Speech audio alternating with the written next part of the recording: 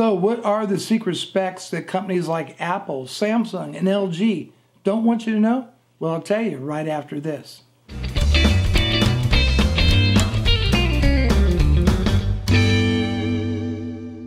Hey, how are you? This is Bruce, and I always appreciate it when you like my videos. And if you haven't subscribed to the channel, please do so. And I always enjoy your comments down below.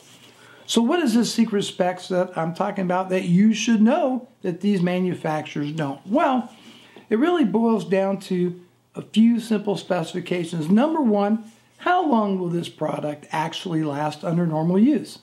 Number two, how long will replacement parts be available for the product? And number three, when do you plan to make this product obsolete and a replacement will be required?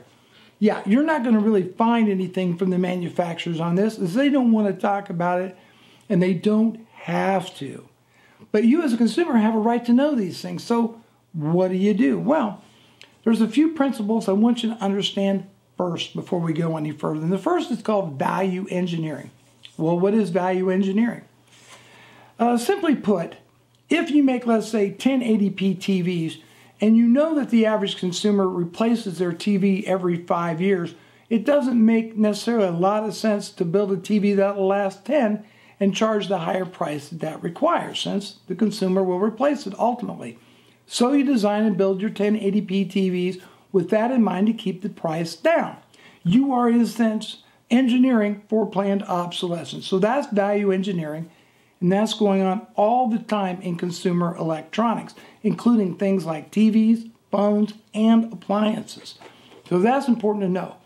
What is the actual life of a product? Well, there's different ways. The Internal Revenue Service has different ways for tax purposes, but the one that is most meaningful is known as the product's service life. And I actually wrote some notes down on here, and that is the time any manufactured item is expected to be serviceable or supported by the manufacturer, including technical support, replacement parts, and so on.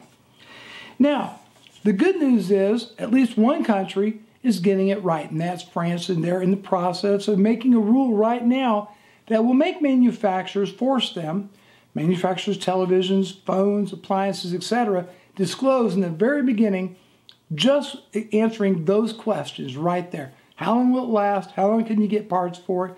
And when is it scheduled to be made obsolescent and you have to replace the item? Here's my take on all this.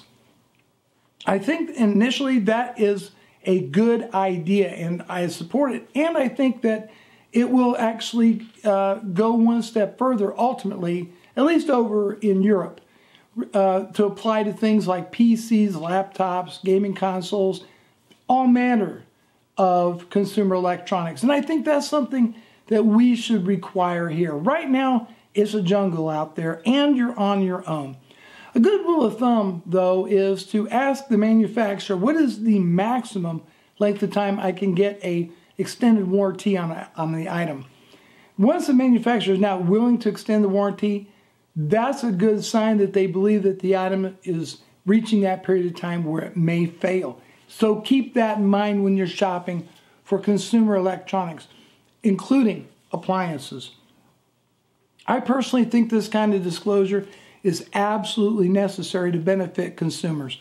But I want your opinion in the comments down below. I'm Bruce Naylor. Have a great and productive week ahead. I'll talk to you later.